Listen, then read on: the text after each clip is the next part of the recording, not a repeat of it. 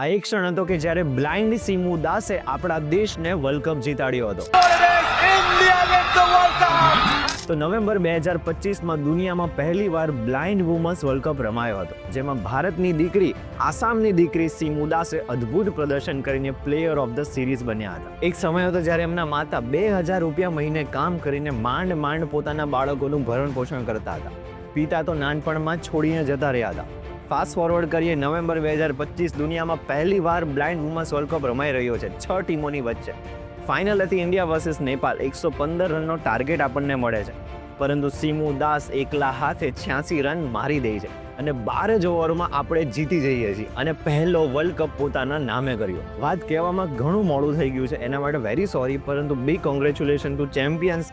ખરેખર પોતાના સર્કમસ્ટાન્સીસ, પોતાના નસીબને લઈને રોવા બેસવું એના કરતાં મહેનત કરીને આગળ વધવું બહુ જરૂરી છે, અને સીમુ દાસની આ સ્ટોરી આપણને એ જ શીખવે છે.